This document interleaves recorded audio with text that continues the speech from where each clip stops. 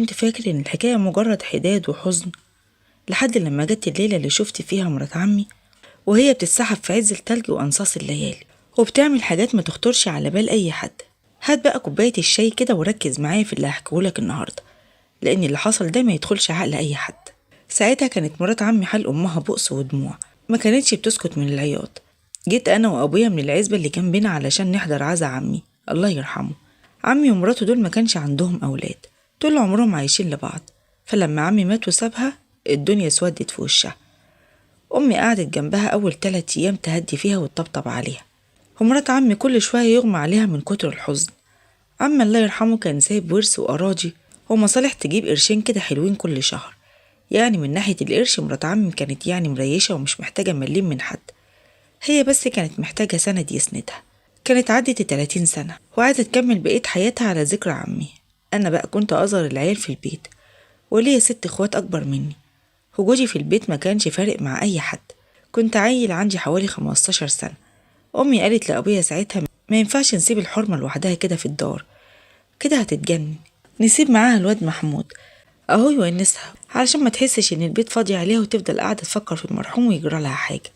مرات عمي وافقت وقالت يا ريت يا أخويا سيبوا محمود معايا. أبويا قال لها تمام، هقعده معاكي وهسجله في مدرسة هنا قريبة، ومصاريفه وأكل وشرب عليا وأنا هبعتلك كل شهر.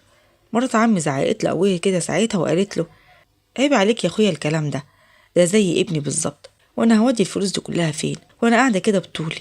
بس أبويا كان دماغه ناشفة ورافض. قعدت مع مرات عمي في بيتها وكانت مهتمة بيها اهتمام مش طبيعي. كل يوم تقول لي ايه نفسك في ايه يا حود اعملهولك على العشاء، بتحب ايه علشان اطبخهولك. انا بصراحة ما كنتش متعود على الدلع ده كله، في بيت ابويا ما كانش حد بيعبرني ولا يفرق معاه باكل ايه ولا بحب ايه، علشان انا الصغير وابويا وامي خلاص شبعوا خلفة من اخواتي الكبار.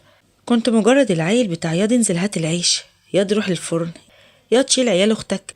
فلما لقيت مرات عمي شايلاني كده من على الارض شيل ومهتمة بيا، حسيت بإحساس غريب قوي وعجبني الحوار الصراحة. بس بعد كده بدأت تحصل حوارات وتصرفات منها خلت القلق ياكل في قلبي. بيت مرات عمي كان واسع وكبير، فيه 4 أو 5 أوض كده. لما جيت أنام في أوضة لوحدي لقيتها جاية تقول لي إيه يا محمود أنا بخاف قوي وأنا لوحدي كده، البيت كبير وأنا بخاف لوحدي بالليل، تعالى نام في أوضتي. قلت لها أمين يا مرات عمي. حطيت سريري جنب سريرها وكنت أنام في 7 نوم. أصحى الصبح أطلع على المدرسة أرجع أعمل الواجب وانزل بقى السوق اقضيلها المصالح واساعدها في شغل البيت. في ليلة من الليالي شفت منظر طير عقلي، الليلة دي بالذات ما جاليش نوم، كنت اجازة وانا صاحي بقى متأخر. فضلت قافل عيني كده نص ساعة وبحاول انام ما كنتش عارف. فجأة لقيت مرات عمي قامت كده من السرير، شالت الطرحة والشال اللي هي كانت لابساه على رقبتها وحطيتهم على السرير ودخلت الحمام اللي جوه الأوضة. الحتة دي بقى غريبة لأن مرات عمي عمرها ما قلعت حجابها قدامي أبدا، شكلها افتكرتني نايم ولا حاجة. خرجت من الحمام بعد شوية مبلولة من شعرها لرجليها، كأنها لسه طالعة واخدة دش كده من الحمام، والكلام ده كان في عز التلج والشتا. هي طالعة عريانة من تحت الدش وعمالة بتترعش من كتر البرد. أنا استغربت، يعني لو عايزة تستحمى ما تستحمى بالنهار في الشمس كده، يعني تكون الدنيا دافى شوية، ايه اللي يخلي واحدة تستحمى في عز التلج كده ونصاص الليالي. دخلت تحت اللحاف وجري نامت. الصبح وانا طالع على المدرسة كده قلت لها ايه هو ايه الروقان ده يا مرات عمي، استحميتي بالليل ليه كده في عز التلج؟ ساعتها هي اتلخبطت ووشها جاب الوان وقالت لي مفيش يا ابني، حسيت بس بشوية خنقة كده وقلق.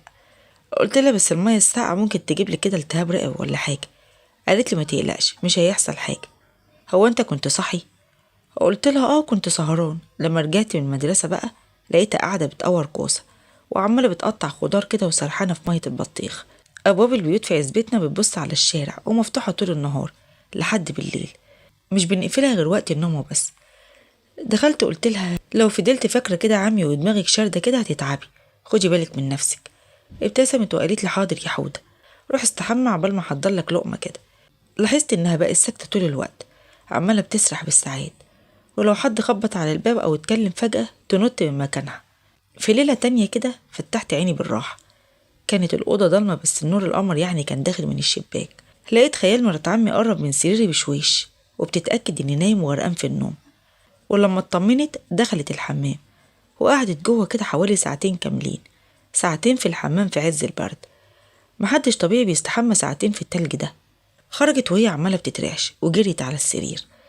تاني يوم الصبح ما قامتش تعمل الفطار. دخلت علشان أصحيها لقيت جسمها نار، كانت سخنة جدا. قلت لها شفتي بقى من الحمى يا ست في نصاص الليالي، ساعتين جوه الحمام بتهببي ايه؟ فتحت عينيها كده بالعافية وقالت لي انت عرفت منين؟ قلت لها ما نمتش بالليل وشفتك. بتستحمي بالليل ليه كده؟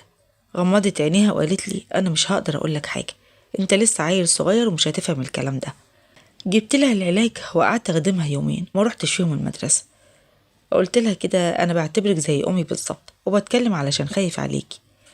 قالت لي وانا بعتبرك زي ابني اللي ما خلفتهوش، ولو كان عندي ولد كنت اتمنى يطلع جدع زيك كده. في اليوم التالت اتحسنت شوية ورحت انا المدرسة. لما رجعت لقيتها قاعدة عمالة بتعيط. قلت لها في ايه تاني يا مرات عمي؟ مالك؟ تنحت في وشي كده وقامت دخلت اوضتها وقفلت الباب بالمفتاح.